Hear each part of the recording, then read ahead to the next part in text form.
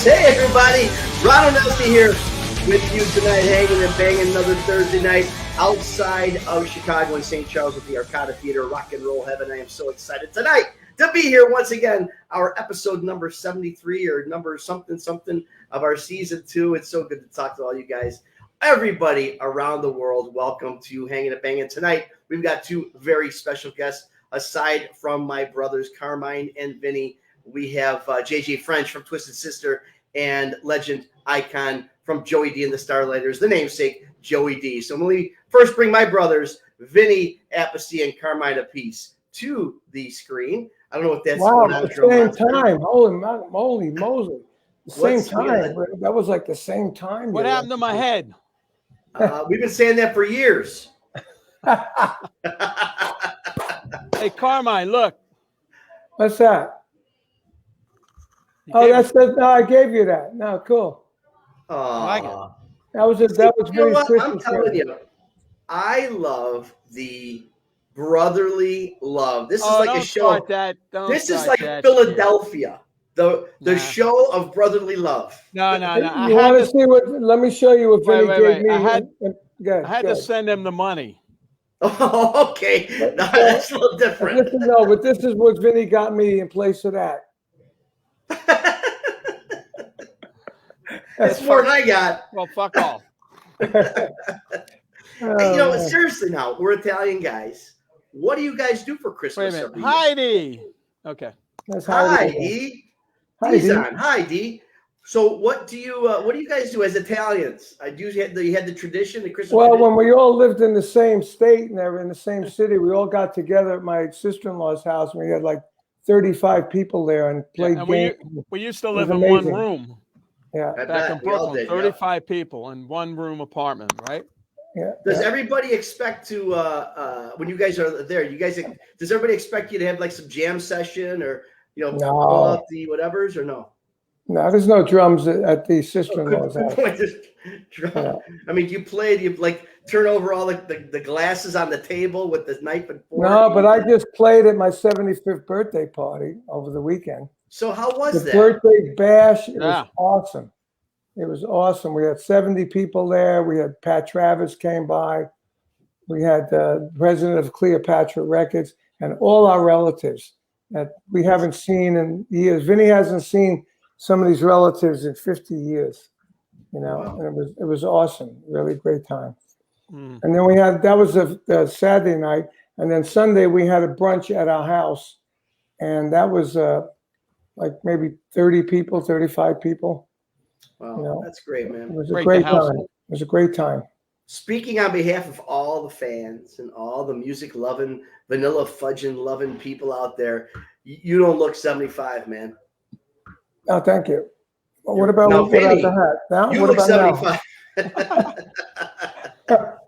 It wasn't my birthday yet. My birthday is the 15th. But the reason why we did it on the 4th, because we had a lot of relatives coming from out of town and up north, and we figured if we did it closer to Christmas, the plane flights would be so expensive. Yeah. So we put it at the beginning of December, and the flights were reasonable still. So did you always get cheated growing up, having a birthday in December? No, I always got great presents. I got 2 presents as one, like my drums. I got a 5-door chemistry set one time. You remember that? Wow. Yeah.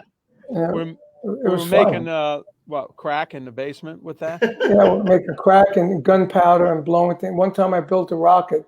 I put it in the backyard and blew a hole in the backyard. It didn't take off. Yeah, we've all had those experiences. Hey, guys, we got a couple guys backstage. Another one of these shows. It's just amazing. Yeah, and one of the things I love about our show, I got to say, is not only the variety, but it's the variety within the same show. You're talking about this one is generations. Yeah, this one's definitely New Yorkers with like 2 generations. Absolutely. Rock generations. That was awesome. Let's bring on JJ French. He's from Twisted Sister. He's iconic in his own right. Hey, what's up, JJ? Hey, dude. Hey, JJ, me and you got to get new press photos. I got to get a new one too. Yeah, well, my book was originally called Hair Today, Gone Tomorrow, but I changed the name. Change the name of it, but that's great. And I'm going to talk about your book. Really interesting, by the way. Let's welcome to the show, JJ. Let's bring our other guest, because I love when everybody's on. And this guy, I mean, you talk about icons like Carmine Appice that's been around in the 75th birthday. This guy's been around. Talk about the beginning of rock and roll. Longer. This guy's around. Yeah, I know. It was his first band was Cro-Magnon Rock and Rollers or something. But he was been around. And I tell you what, this guy I've had the opportunity to work with many, many times. Very, very excited to bring him on. Let's do that. Joey D, welcome to the show. Yeah. Look at this guy. Joey. We all love the suit. Yeah, the suit rocks. And the tie. You rock. But the interesting thing is he's always dressed like this. Really? He literally just got out of the shower.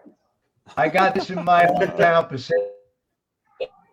Uh-oh. I got this in St. New Jersey at the Morocco funeral.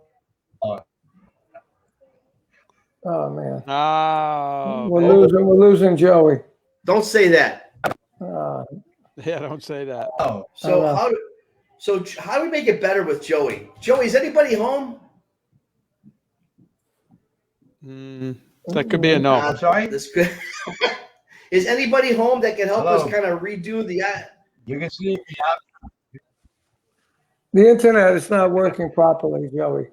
Can't hear. Well, I got to tell you. Anyway, we'll keep on rolling. And Joey D represents a time, and just he's emulating it by his appearance tonight. A time of class. You know what I mean? I mean, these guys dress to the nines all the time. I mean, look at the tie, and he's got a pocket square. Yeah. He's on an internet talk show, and he puts a pocket square in. What can you say about a guy like that? Joey, it's so nice to see you, buddy. What'd you call that? A pocket what? It's called a pocket square. What's that? That's that thing. That thing in This thing over here. Right over there. The hanky. I thought it was a handkerchief. I wore one of those at my party. I had a black jacket with little polka dots, and I had a black, I call it a handkerchief in there. Yeah, I thought. You could call it that. Yeah, So, Jake, it's good to see you. What have you been up to during all the craziness? Well, I have a podcast like you guys, because everybody has a podcast, and they should just call it every human being has a podcast. So my podcast is called the JJ French Connection. And I have a book out, and I do motivational speaking. In fact, Carmine and I had lunch several years ago when I started doing my speaking engagement, because you asked me, how did I get into the speaking business? You wanted to talk to me about it, and I said I kind of fell into it with I had a mentor who helped me, and this mentor, Steve Farber, who co-wrote my book with me, I know Steve. Yeah, is a writer, and he's a best-selling author, and his companies hire me to do motivational speaking. So I started doing a lot of it with corporations, and I didn't expect. Originally, I thought it was going to be to musicians. It wound up having nothing to do with musicians. It's all business. I get hired by Fortune 500 companies. I get hired by finance companies, travel agencies, insurance companies, because the what I teach in the book, what the book is, it's a business book, and it's a lifestyle book, and it's a business book, and it's a memoir in which I tell a lot of stories about the bar scene that we grew up in, because there's a lot to write about back, especially in the Long Island scene, the whole the bar scene. I mean, people talk about the Beatles woodshedding, and all due respect, they're the greatest band in the world. But Carmine, you and I know what it was really like to do 5 shows a night, 6 nights a week. I mean, that's what we cut our teeth on, and we did it for 10 years. So, and every show I play is in the book. By the way, I always talk about our 9,000 performances. I list them in the book so people can actually see 9,000. How many shows we did. Oh, God, that's crazy. So, I got a book from 1961 that had my very first gig in it, and I listed month by month all the gigs I had. I got three those composition books with the black and white ones, that you have in school. And I look at it, and it's unbelievable when you look at that stuff. Well, let's just to put it into perspective. So, JJ, I know you're in excess of 9,000 performances that you've documented. Nugent, who plays like a maniac all over the place, he's only at about 7,000, including shows today. Yeah. So just to put it into perspective here. Well, let's really put it. Okay, how about using this as a statistic? When a kid comes up to me now and says, "Hey, man, give me some advice," and I go, "How long you been together?" They go, 2 years. And I go, "How many shows have you played in the 2 years?" And they go, "Well, we played a lot of shows. I played 50 shows." And I go, "You played?" You played 50 shows, like what? About 45 minutes each year. 50 shows in 2 years. He goes, "Okay." I go, "Cool.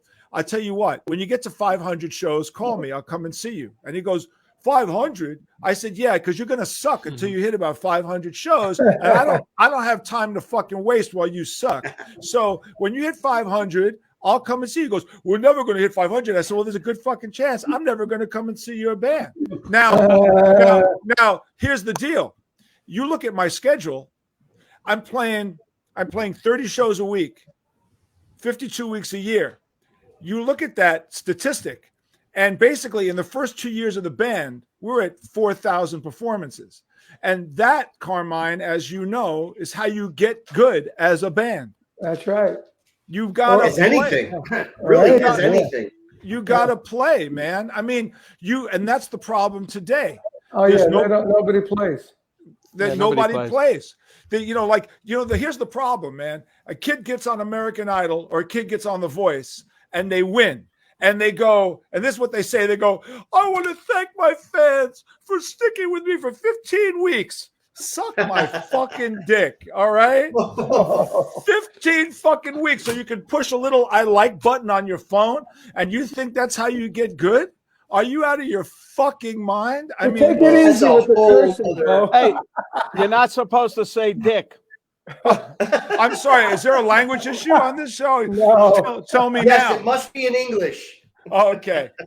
Hey, I'm going out. I'm doing a motivational tour. I teach people how to relax. See, I don't wind them up. I don't want to quit the business. Just stay home, watch TV. Listen, if what JJ just said isn't demotivational, I don't know what. Shut the fucking up. I mean, really, go suck my dick. I can't. Come see me when you're doing 500 shows, you little prick. I got something to show you guys. You ready? So my first show I ever went to was the Weavers at Carnegie Hall in 1963.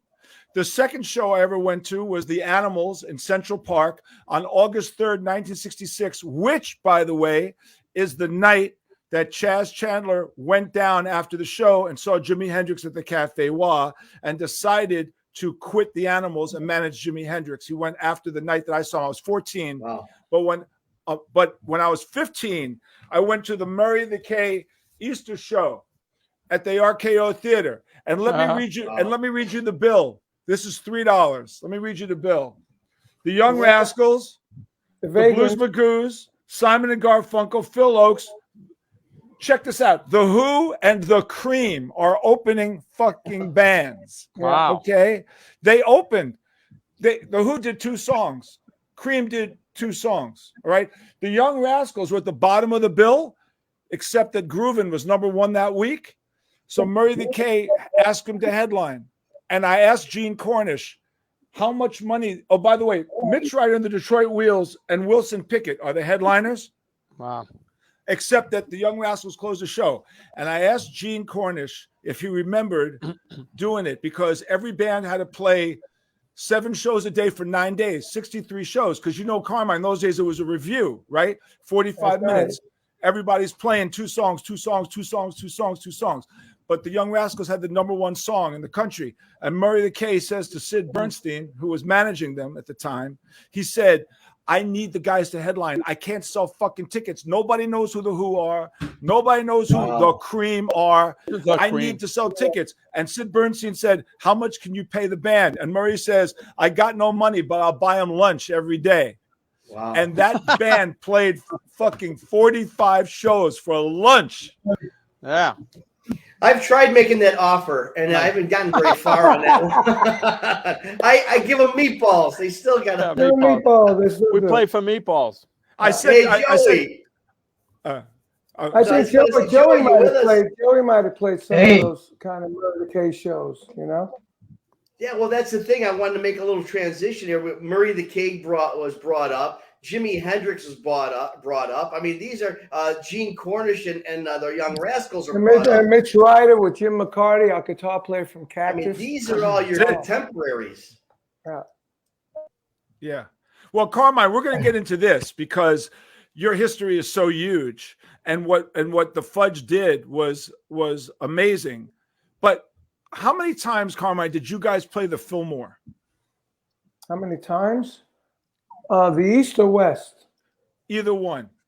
Carmine, get back to me when you work it 500 times, okay? About three times, 3 times each. And who was on the bill with you when you played the Fillmore? Oh God, we played the Avalon Ballroom too. It was Ken. Oh, He was out with us, and the Grateful Dead. You know, Right. people like that. I don't remember exactly, you know, and when we played the Fillmore East, it was I can't even remember who opened up for us in the Fillmore East. Yeah. Well, you know what?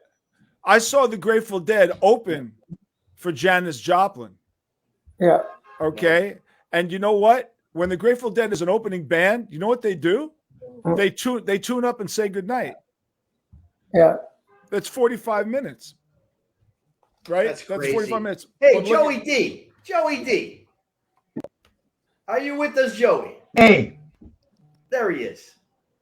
hello, We're can you gonna hear try to me? do this with you. Can you I hear can me hear now? You fine, I think. Yeah. Now we hear you. Yeah.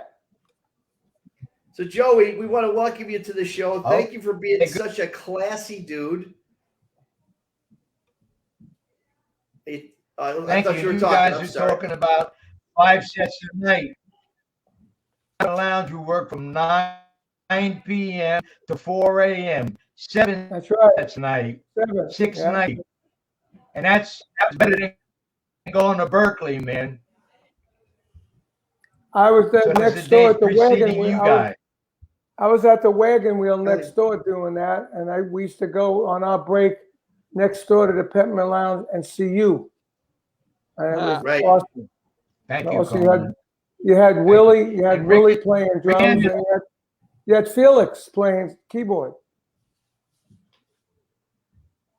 on a B3, and Ricky Chin, one of your neighbors. But it was great, and you talked to Brass. I put that group together. They were from all 3 different groups. I had every Danelli in the group. Yeah. Wow. I hired Well Ed started. Gotti because he's a younger brother, the style actor. Davey, yeah. And then I had Gene guitar, and I have 3 guitar players, 2 of them in a Rock Hall of Fame, and one won an Academy Award. How's that for talent? Didn't I Hendrix had play with Gene you Cornish too? in the Hall of Fame. Jimmy Hendrix in the Hall of Fame here and in England.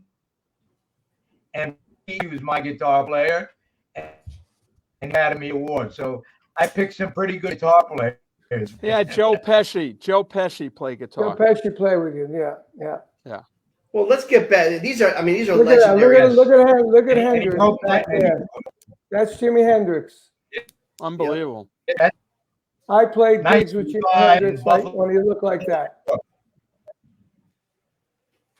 Yeah. There you go. Look at that. Oh, look at that. That was 19. Is that actually David whose Lee Roth. autograph is that? To Yeah, Mark. David Lee Roth. There you go. Yeah, David Lee Roth. The man could jump. He said white Yeah, boys, man. can't jump. So, Joey, the Peppermint And I Lounge wanted you guys to is such an iconic place. We talk about places. We I know, talk about you're right. places like CBGB's, Fillmore East, all these iconic places. And I don't know, unless you're a true student of all this stuff, if the Peppermint Lounge gets the props that it deserves, because you're talking on a nightly basis not only the performers, but people in the audience like Liberace and Judy Garland and just everybody from old school Hollywood and rock and roll. Wow. I mean, what was it like during those times? I mean, for us, it's already happened. It's iconic. It's legendary. It's amazing. But as it's happening, did you actually realize just how amazing it was? I mean, were you starstruck? Judy Garland walks in. Are you like, oh my goodness, Judy's here? What was that like, Joe?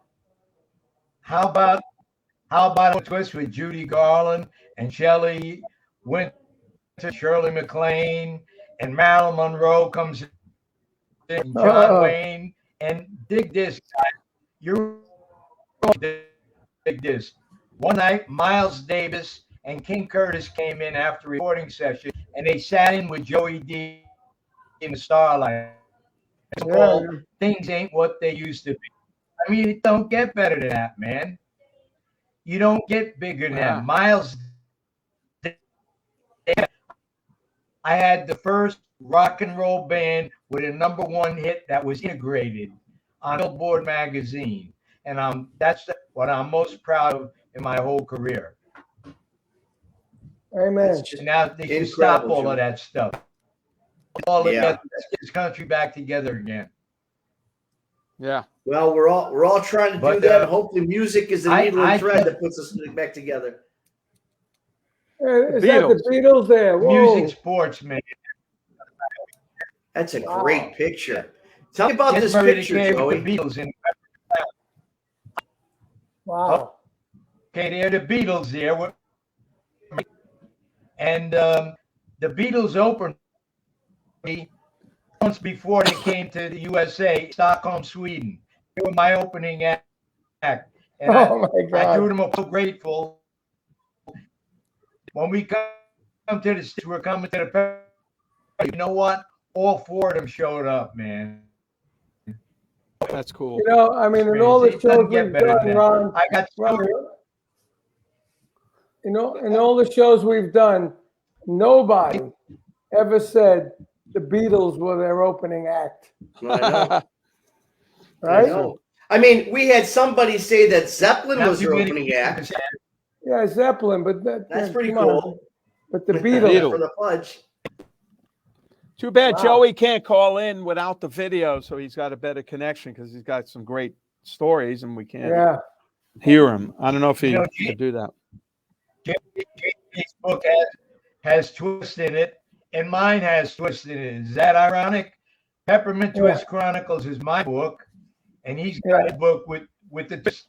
And you both you guys are twisted, man. It's like. You know, JJ, we're talking, right now. I mean, too, man. Now, I could almost say now more than ever, race relations and all that stuff is important. And, Joey D was very proud of his integrated racial connections with his music. And I know that was very important to you. I was reading a little thing about you growing up and being strongly affected by the Kent State issues over there. And we don't get too political all that stuff on the show, but so many of us that came around a little bit later learned about Kent State and stuff from Neil Young and through rock and roll. Can you tell me at that time, because you were in high school, am I right at that time? Yeah. How did it, because again, no internet. I mean, all the stuff that affects people now wasn't around. So how did it get to you in high school, and how did it make you feel so strongly about it? Well, I came from my family was very politically active. They were left wing. My mother worked for many politicians on the Democratic side. So they were very strong pro-civil rights, anti-war. But let me just say this. Back in the 60s, and Carmine knows this, everybody was anti-war in the 60s. Back in the 60s, you could stand on stage at Woodstock. You got 400,000 people, and you could all say Nixon sucks, and everybody's going to go, Nixon sucks. And you go, we hate the war. And everyone's going to go, we hate the war. It was a very different time. It was the youth versus the old people. It was a very clear line. Don't trust anybody over 30. That's what the big phrase was. Bob Dylan, all these groups. It wasn't like it was a divide. You didn't have Neil Young make a comment until he made the comment that sparked Sweet Home Alabama. Don't need a Southern man to push us around anymore. That was the first time ever that I saw a break in any kind of ranks, which is Southern versus Northern, or somehow making some sort of a social statement. Back in those days, there wasn't a conscious decision to have a social statement because everybody felt the same way. These days, everything becomes an argument. These days, everything becomes an agenda. These days, half my fans like this guy, half my fans like that guy. I will tell you this. We're Not Going to Take It is the world's #1 protest song. Okay, that is just hands down the world's #1. It is the most licensed heavy metal song in the history of the music business. And it is the most divisive song because it is used by everybody on both sides of the agenda. Just last week, I got 2 videos, one from the president of Honduras and one from the president of Spain, both using We're Not Going to Take It as their theme songs. And I'm not going to get into with you the legality of the use, and I'm not going to get to the morality of the use. I'm just talking about it's used. That's my point. 3 years ago, the guy running for the Prime Minister of Australia decided he wanted to use We're Not Going to Take It. And he decided to make a deal with the publishing company.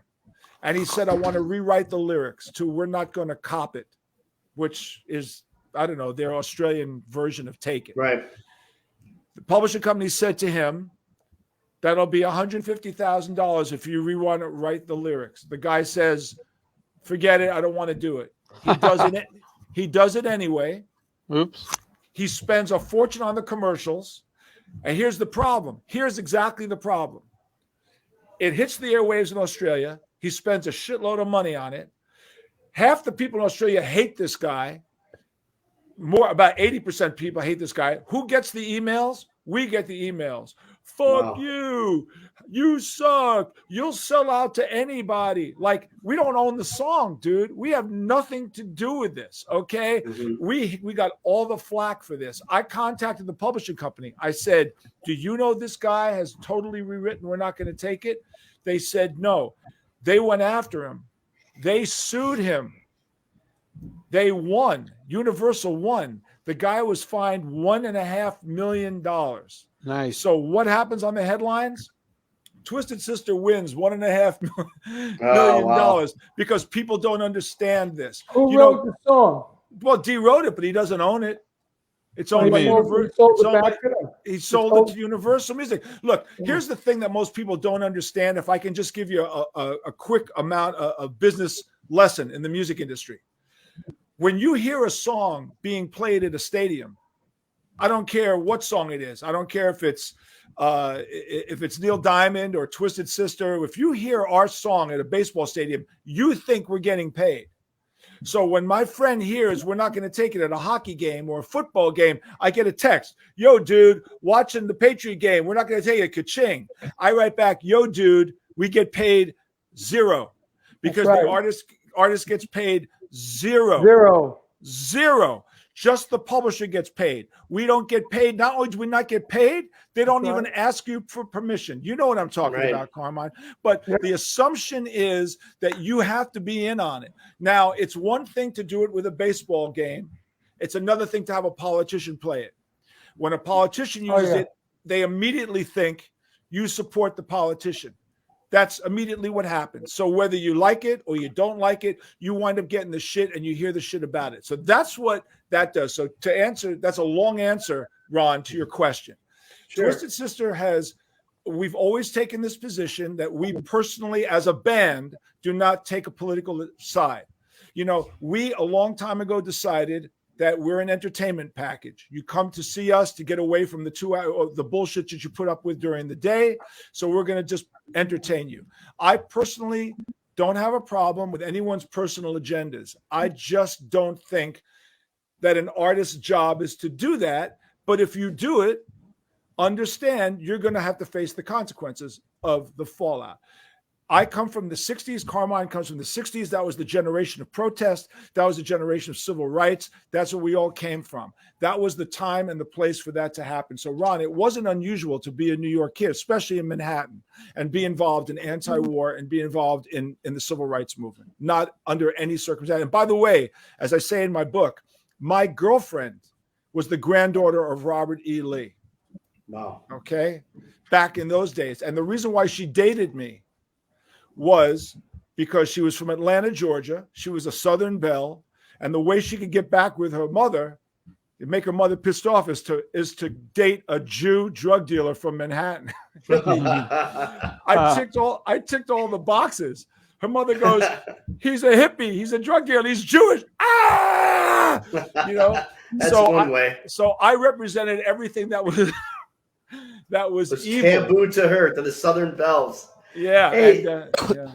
Joey, I mean, you're sitting back listening to all this stuff, and obviously, you know, you lived through it a little bit too. But, you know, back in those days of when rock and roll was starting, just, you know, starting to gain momentum. I mean, the British invasion, I'm not even talking about that. I'm talking about when you guys were there, where you guys were the, you know, the first Jersey Boys, when you guys were doing what you were doing and affecting rock and roll history from the beginning. Now, those days, Joey, it's so hard for me. So I'm 59. I'm a student of the 70s, like the late 70s, 78, 79. Those are my years, you know. It's hard for me to grasp just all this talent that was surrounding you in those formative years of rock and roll. Now, when you were part of this whole thing, is this something that you really felt that was happening? Did you have, is this, because you look at all the people that you played with, it almost looks like you had like a rotating roster and not one band. It wound up being that way, but this rotating roster, how did you decide who was playing when?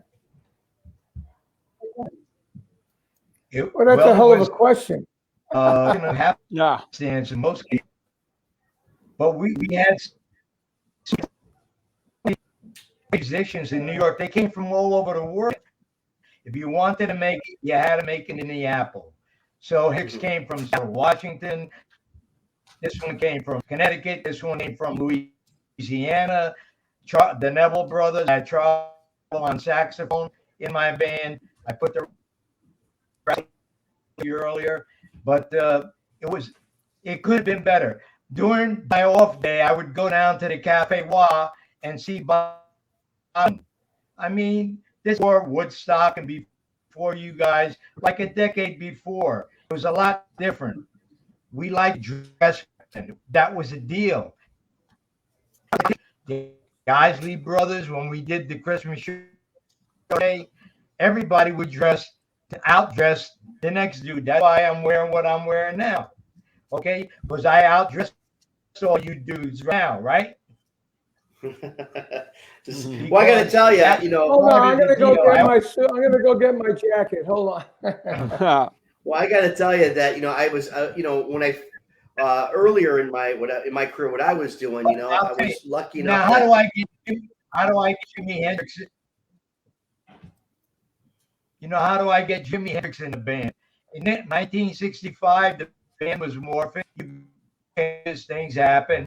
So I had my drummer, Jimmy Mays, go to New York City, go find me a guitar player. Dude just got off the road with Little Richard and Ozzy Brothers. I said, he must be great. He said, yeah, but they don't like him because he's taking up the show.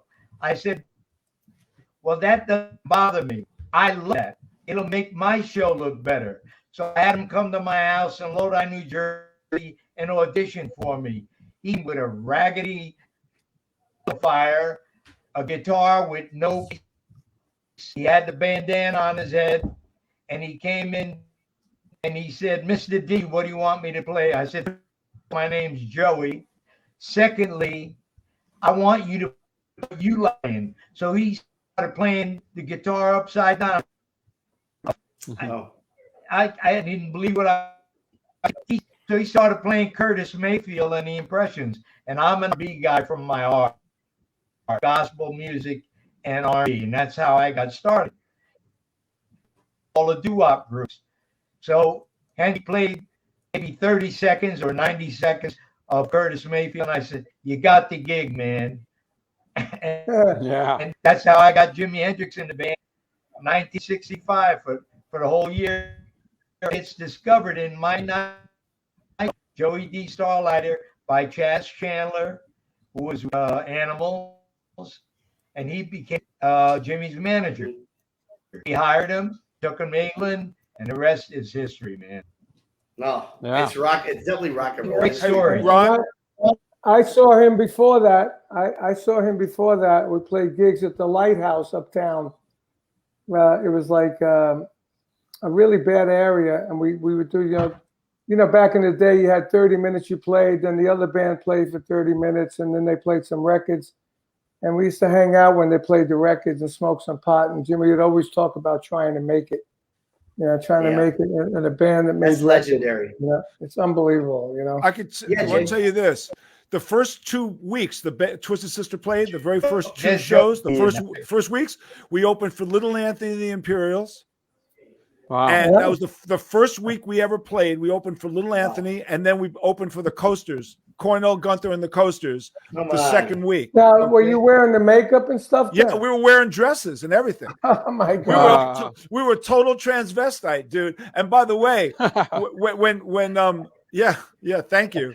Yeah, doesn't he look like Sarah Jessica Parker dipped in a vat of acid? Doesn't he? So when Twisted Sister became a charter member of the Long Island Rock and Roll Hall of Fame. Yeah. Little Anthony was also inducted that year. And I walked up to Little Anthony and I said to him, dude, I bet you don't even know that the first show Twisted ever played, which was on March 9th, 1973, we opened up for you. And he said, honestly, I don't remember. I said, no, but I'll bet you remember the club. And Carmine, you know what I'm about to say? A fucked up club stays in your mind for your entire life. Like a fucked up club experience, a fucked up club owner, a crazy club manager stays in your mind. Do you guys remember the Satellite Lounge in Wrightstown, New Jersey? That was a bowling alley. It was owned by this guy. No. Okay, so it was owned by this guy named Carlo, who carried a gun, who always threatened all the bands to turn down. If you didn't turn down, he threatened to kill you. Well, that wouldn't be a place for me to play. And I said, so what happened was I said to Little Anthony, I'll bet you don't remember. I bet you remember the club, the Satellite Lounge. And he goes, that motherfucker, Carlo. He goes, that dude was crazy. Now check this out. If you ever get Foghat on your show, Foghat on, many times, he shot Foghat's amplifiers up. Oh, no kidding. Really? Wow. He write this down. We'll have Roger on the show again. Told Foghat to turn down. Roger Earl said no. He pulled out his 38 and he blew their Marshalls up. Man. So when people talk to me about the clubs and the club owners and the bullshit, listen, one time we were playing in Jersey City. Now, you know how club owners always tell you you're too fucking loud, turn down. So we play this one room, and the club owner walks up to my singer, and I think they wanted to take a guy out back and beat the crap out of him. And he says, hey, listen, for the next 20 minutes, play as loud as you fuck. Just make as much noise as you possibly can. We said, why? He goes, no, turn it up. Just really fucking play loud, just play it for the next 20 minutes. You can play as loud as you want. Because they were freaking, I don't know. Beating the hell out. Talk about Philly and my old manager, Vanilla Fudge, with the Speaks. He had a partner named Chubby. Remember Chubby? 100%. Chubby used to go on the road with us. And back when we first started, making money, we played places, and Chubby was the one that, like the tour manager, go get the money. Right? So one time this club owner says, well, I don't have the money. We already played. He said, what do you mean you don't have the money? He says, you got to have the money. You just had a full house here. Take me to the office and I'll pay. And the guy said no. So Chubby used to carry a .22 pistol in his sock. So he took the .22 pistol out of his sock. He put it to the guy's head and said, now take me to the office and pay the band the money. So the guy went to the office, opened the safe. He had shitload of money, paid us the money. Chubby said, "Thank you very much." Put the gun back in the sock. And we used to fly like that back in the day, you know, before the security. Yeah. So Yeah. Phil Basile, talking about money, you guys had a. I'm sorry. talking about money and playing songs and all of that. You got JJ. I think it is. I had Morris Levy as my record owner for Roulette, who was with the Genovese family. Yeah. You know how many his Peppermint Twist sold? Millions and millions. It was the #2 record of 1962. Got zero in royalties. Wow. Who are you going to argue with? You're talking about playing the song, talking about royalties. We got nothing. Tommy James and I got zero. Yeah. I know Tommy. I read Tommy's book. Read Tommy's book. Amazing. Genovese. There you go. Yeah, the family. He owned the Pepper Lounge, he owned Land, and he owned Roulette Records. You're going to argue with the boys in Jersey, but we had the random kind of guys. I grew them, and I knew some people you don't say no to, and other people you be very nice to all the time. And be careful. Yeah. And because I stepped on a few toes along the way, and I got sat down a couple of times. And it's in my book, man. It's a great book, Joey. Careful, but talking about your song played and get royalties, that sucks. But not getting paid royalties even sucked worse. You know, you're talking about royalties. Kid, I want to say something. And I want he to had say a gruffy. You to want to talk Carmine. about a guy? This was one of the toughest I ever met, man. He said, kid, I have record money, you get the performance money. That works. And who are you going to argue with? Genovese? I don't. Yes, I want to tell you a couple of Speaks. I want to tell so Speaks was owned by Phil Basile. Yeah. And there's a couple of really quick Speaks stories. So Twisted Sister used to play and pack Speaks, 2,000 people every time we played, night after night after night. There was a club in Queens, and the guy didn't want Twisted to play because he didn't like the way our crowd dressed with T-shirts and jeans and sneakers and ripped jeans. And he didn't want us to play. And Kevin Brenner, our agent, said, "How do you say no to Twisted Sister? They pack your room. They pack Speaks." He goes, I don't like the way their fans dress. So he comes down one night to Speaks, and we're on stage. And you remember that commercial for Speaks? Da da da da da da. Speaks. Da da da da da. That's East Coast. Da da da da da. The best. So we used to goof on that. We used to go da da da da da da. Speaks. The most potholes in the parking lot. But da da da da. Speaks. Rat meat in the hamburgers. We'd fuck around. The guy walks in the club, sees Phil Basile, and Phil Basile sees the guy, and Phil says, "What are you doing here?" He goes, "I own this club in Queens Village, and I'm thinking, you know, I don't want these kinds of people in my room. And on top of that, listen to the song that band's playing. They're making fun of your room." And Phil goes, "Are you an idiot? I got 2,000 fucking paying customers in my bar." He goes, "What the fuck? Who cares?" Right? That was one. Another time, a rival club owner decided to destroy our truck while we were playing at Speaks and lit our truck on fire on a Saturday night. And I'm on stage singing Sweet Jane at Speaks, and someone yells out, "Your truck is on fire." And we opened up the back door, and our truck was in 50-foot flames. And it completely destroyed the club. And that was a rival club owner who destroyed our truck because we wouldn't play his room anymore. So, you know, we put up with a bunch of shit, which never winds up on The Voice and never winds up on American Idol, because those motherfuckers don't know what it's like to go through the shit that we went through. Oh, hell yeah. Hell yeah. You know, you talk about Little Anthony and the Imperials, and you talk about the songs back then. And Joey, your connection to, you know, right now, you know, the bands that are out there writing their own songs, they're working one-on-one with songwriters. But you had guys like, you know, again, you're bringing up Little Anthony, going out of my head, guys like Teddy Randazzo, who did all those songs, that wrote all those classic songs. It's a different environment back then because you were literally surrounded by songwriters. You know, how did that dynamic happen between you guys? How did you decide to pick one song over another and really help propel Teddy Randazzo's career to the next level?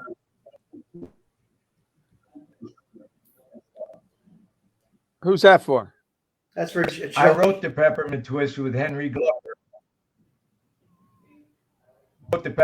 Chubby Checker and Joey D did not do the twist. Hank Ballard and the Midnighters created the twist song and dance. Let's give credit where credit is due. He never got the credit for it, man.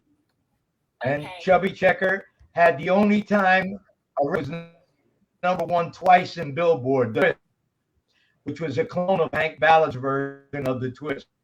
Because the Peppermint Lounge becoming so famous, came again and became #1 again.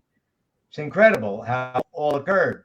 But a song I did, What Kind of Love Is This, was written for me by Johnny Nash for a movie that Johnny Nash, right? Tickets to Paris. Johnny Nash, he did. I could see. He didn't have anybody sing it. He could have sung himself because he had a beautiful voice. But he gave me that song to sing in the movie. It became a big hit for me. So, and then Shout, the Isley Brothers, the best version ever. Mine went to #6. I'm saying mine sucks compared to the Isley Brothers version, and yet the Isley Brothers never made it top 10. And I said, you want to hear the real Shout? They wrote it. They got it from an old gospel tune, and that's the definitive version. That's the version that should have been #1. Yeah, absolutely. That's how this came about. I wrote it, but a lot of times I don't know about and Carmine and Vinny. You guys wrote your songs, but it seemed later on, my day, there were songwriters, Carole King and all of these people. Sadaka would write for other people, but you guys, when Billy Joel, Neil Diamond wrote all your own hits, which was great because now you got it all. You had it covered. I never had that possibility. Neither did I have the possibility of he said, "I'll give a kid." That's what separates the different generations of. That's how it was back then, man. To our generation. But Joey, we're gonna. You know, Joe, I think we're going to do is we have a commercial to talk about what we got coming up next week. We do this. God love you, Joe. I'm sorry. No. What we're going to do is we got a commercial. We're going to talk about what we got on Hangin' and Bangin' next week. We'll go to commercial, and then we are definitely going to invite you back to the show. You got so many stories, so much history, so much iconic experience that we want to talk about. And technology is not our friend tonight for sure. Yeah. And it just underscores the way you are as far as, believing in the way things used to be rather than things are now. So let's go to commercial, Ben, and then we're going to give you a call back, Joey, okay? To another show. Yes, absolutely. Let's see what we got coming next week, Ben. Yeah, you should. Yeah, let's do that. With a better better connection. Yeah, I mean, there's so many great stories, and Comrade Peace here for Hangin' and Bangin'. December 16th, we have a good friend of mine, Pat Travis. He's coming back for an appearance on the Hangin' and Bangin' show. Along with, from Anthrax, we have Frank Bello, so that's going to be a cool one. Really good show, So December 16th, 7 o'clock Eastern, 6 o'clock Central, 4 o'clock on the West Coast. And you can see it on Artists on Lockdown or Carmine Peace Facebook official or Vinny Appice. And is it a piece? No, it's Appice. So come check it out. It's going to be a really cool show. Okay, December 16th, Frank Bello and Pat Travis. Ciao. That's a great band. You really sort of support that a lot there, There's all kinds of stuff in my face. What was that stuff? Yeah, what was that? Was that an effect or was that just a bad connection? I think it was an effect. We just call it an effect. We've had enough technology issues. It was an effect. Yeah. Let's say we did that on purpose and just leave it alone. Ron, Yeah, man. Just to your point about the racial situation, just to add a little bit more to it. Back in the late 50s, early 60s, most of the doo-wop bands were integrated. Most of them were black and Italian guys, and there wasn't a racial component that was negative. But until 1964, 90% of all black artists in America could not eat in the restaurants that they sang in down south. Right. And most people don't understand how fucked up that was. The greatest artists are James Brown, Muddy Waters, the entire litany of Buddy Guy, B.B. King. Let me stop you there for a minute. I live in Florida now, right? And I went to an area of Florida, and an old guy said to me, he said, "This area, see that there used to be the bathroom for the blacks, and that's the bathroom for the whites." I said, "Whoa!" I said, "Get out of here." He said, "Yeah." He said, "That's what it was like up until like the 50s." Yeah, so you don't have that today, and most people can't even imagine how that world. If you saw the Green Book, for better or worse, the Green Book, the movie, tells the story where black artists were basically could not eat in the restaurants they played in. I mean, it's almost unfathomable to think that's how it was. And by the way, another thing about the 60s is you had the Chambers Brothers, you had Jimi Hendrix, you had some amazing artists, and I think people were colorblind back then. They just wanted great music. That's really what they wanted. And by the way, Carmine, have you watched, and Vinny, have you guys watched the Tammy Show recently? You know, that show, do you know what the Tammy Show is? No. Do you know what it is? Okay. So let me tell you this. In 1964, in Santa Monica, the Santa Monica Civic Center, on an afternoon in December, the following acts were on one TV show. You ready? Chuck Berry, Jerry and the Pacemakers, Billy J. Kramer and the Dakotas, Leslie Gore, Jan and Dean, Smokey Robinson and the Miracles, Marvin Gaye, the Supremes, the Rolling Stones, and James Brown all performed on the same stage in one afternoon in December 1964, and it was filmed for a theatrical release the following year. And it was called The Tammy Show, which stood for Teenage Music International, which is the stupidest name ever. Yeah, I remember that now. You read the Rolling Stones book, Keith Richards' book, and you read this quote, "What's the biggest mistake the Rolling Stones ever made?" Answer, following James Brown on The Tammy Show. Question to Mick Jagger, what's the biggest mistake the Rolling Stones ever made? Answer, following James Brown on The Tammy Show. You go online right now on YouTube, you put in James Brown, The Tammy Show. You put in two songs, you put in Please, Please, Please and Night Train, and you will see possibly the greatest single performance of a human being in the history of the music business. It was so good that Jagger freaked out and didn't want to go on stage afterwards. I don't blame him. No, there's no comparison. I saw him live at the Apollo in those days. Right? No shit, did you? Yes, but I went up there with like 10 people just to be safe. You know Carmine? Do you remember? Do you remember? It was unbelievable. It was unbelievable. I got to tell you, I was so much energy and so much power in his voice, and so theatrical when he did Please, Please, and dropped to his knees. Drops to his knees. The place went crazy. Yeah, you got to watch. Put the cape on him. You know.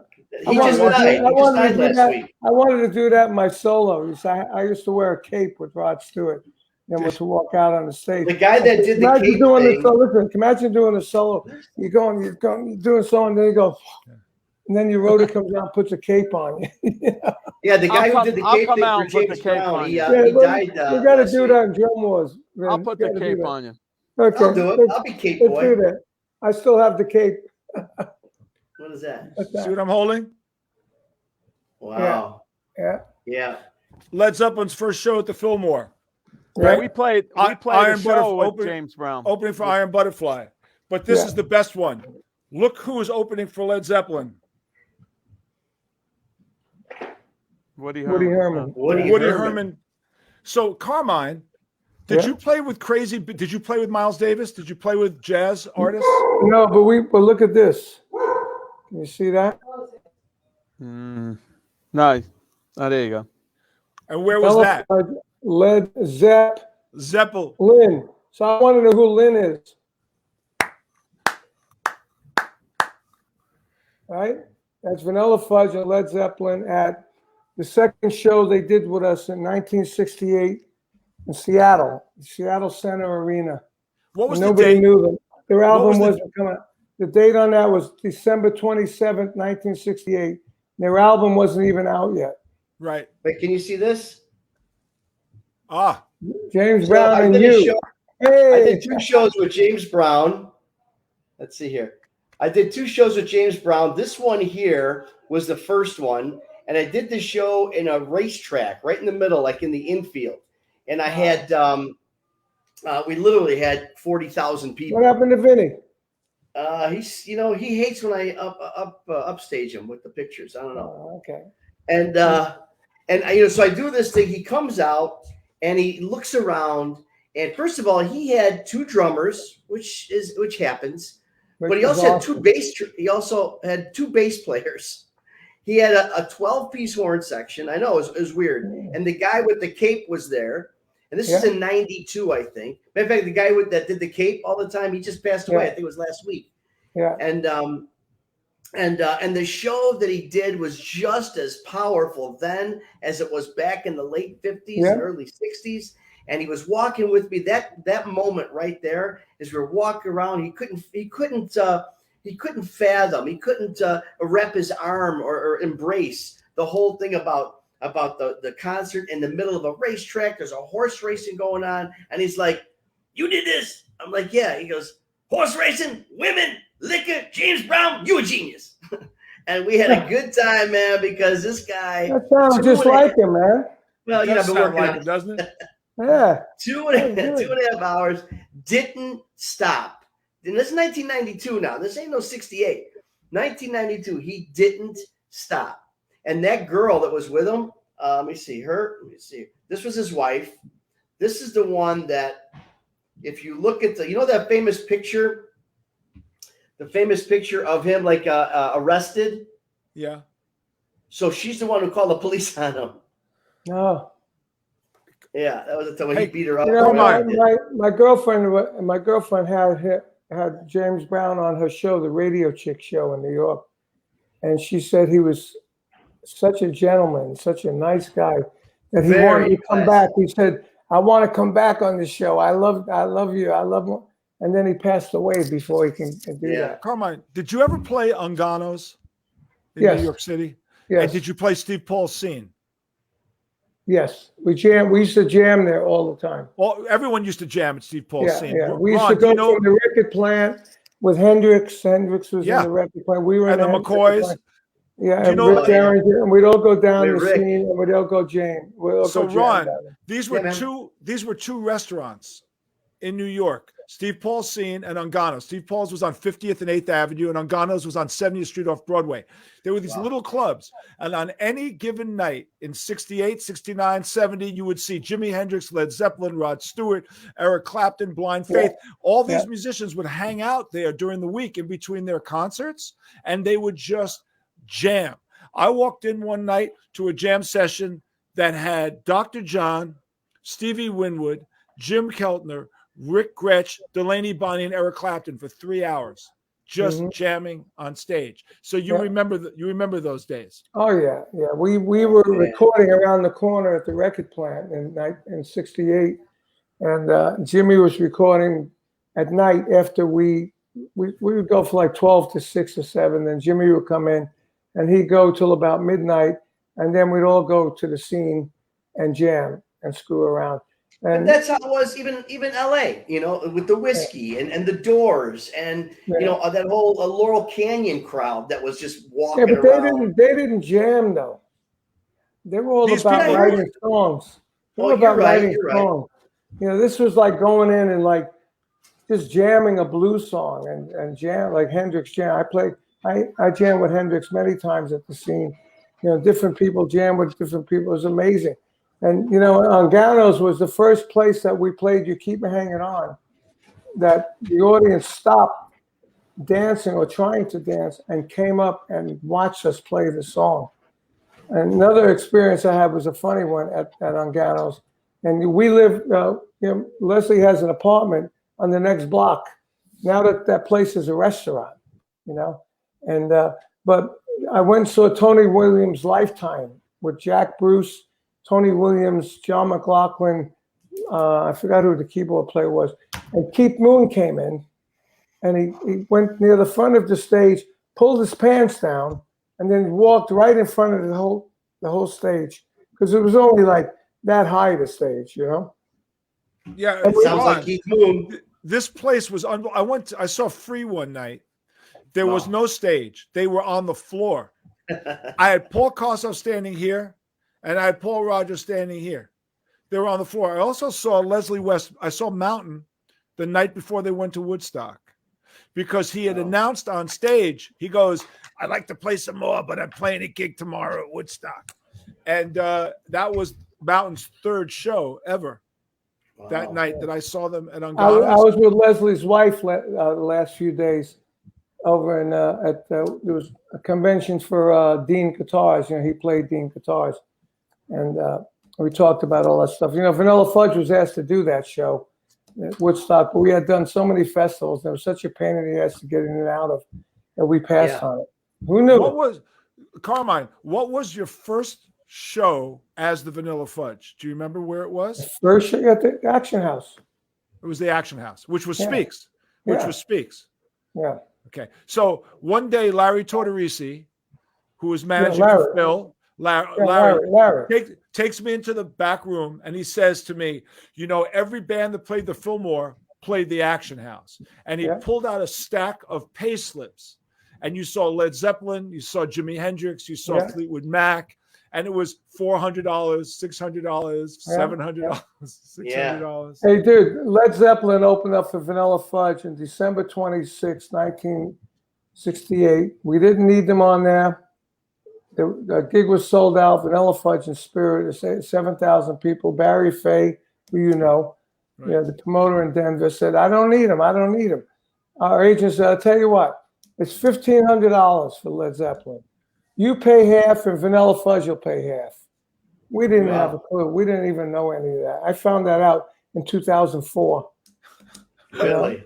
So we paid half of Led Zeppelin's fee for the very first gig they ever played in America. Wow. Did you remember a guitar player, a Carmine, named Ricky Ramirez? Yes. Ricky was in Cactus for a minute. Played with Mark Stein. And Boomerang. He was 17 years old. And Boomerang. So Ricky Ramirez used to be a druggie with me back in the Park days, back in 68, 69. So I knew Ricky and his brother. Jay, I can't get over how, think about it. You've referenced yourself as a druggie a couple times on the show, so you obviously partook a little bit. So you got that, but it's like the person who's smoking and they pass away at 96, and you're trying to convince kids don't smoke. This guy, motivational speaker, author. He's on Inc. magazine's blog or their show. Really a tremendous intellectual individual, and it's almost a testimonial to the drugs that you took, apparently. I want to be very careful when I say what I'm about to say. Okay, I lived through a time. Carmine's 5 years older than me, but the 60s were a especially crazy time. And from 1967 to 1972, I did everything you could ever imagine you could possibly do. I was a Manhattan guy. I wasn't a Long Island guy. So I got to go to the Fillmore every weekend. I was dealing drugs like crazy. I was selling weed. I told people weed was going to be the coming thing. Everybody's selling weed now, but back in those days, that's how I could afford to buy my guitars and amplifiers. And I had an amazingly crazy time. Anti-war, civil rights, rock and roll, politics, drugs, the Fillmore, every band you could possibly want to be with, plus play guitar with as many groups as possible. But the whole scene fell apart. In 1972, heroin came in and destroyed everything. And I had a choice to make. And that was, I'm either going to die in a drug deal. I'm going to get murdered, be in the wrong place at the wrong time. I OD'd everything, or I'm going to stop. And I picked a day. It's in my book, Easter Sunday, 1972. Easter. And that was the last day. And I said, tomorrow I'm going to wake up. I said, I took every drug I had in a box. I said, if I wake up from this tomorrow, that'll be the end of it. And that was the end of it. And then I said to my mother, here's the bad news and the good news. The good news is I am no longer doing drugs and no longer dealing drugs. The bad news is I'm going to join a transvestite rock band. And the rest, as they say, and the rest is history. Yeah. And with that, talk you got about to say history. good night. On that one, you got to say good night. No, that's where I'm going. It's tremendous talking to JJ. You got to join us because we didn't even touch really on Twisted history, and I really want to talk about your book. Anytime you guys want. Anytime we want. Listen, Carmine, I love that time we went out to lunch together. It was great. It was great. We have a history that is more common than we even really know, and we could spend a lot of time talking about it because the music is what binds us. The location's what binds us. That's what I do for speaking gigs. I'm doing a speaking gig March 6th in New York. It's called New York Story. I just saw an ad for it anyway. So what I do is just talk about rock history. So I'm the voice. I had prostate cancer 3 years ago, and I am the voice of Zero Prostate Cancer this year. So I do a lot of social media on prostate cancer awareness because it's important to bring that up too. And so that's the bottom line for there. But I'd like to thank people for listening to my podcast, The JJ French Connection. My book is out. It's available on Amazon. It's called Twisted Business, and I appreciate you guys having me on the show. Thank you so much. No problem, man. Thank you, man. It's great talking to you, Jay. We got to bring you back. JJ French from Twisted Sister, Ink Magazine, and so many other things. Make sure you do check out everything he's involved with. And make sure you check us out once again every Thursday night right here, same bat time, same bat channel, 7 p.m. Eastern, 6 p.m. Central, 4 p.m. on the West Coast. Artists on Lockdown, Hangin' and Bangin'. Want to thank everybody who joins us all over the world. Our incredible production team that put this whole thing together for us.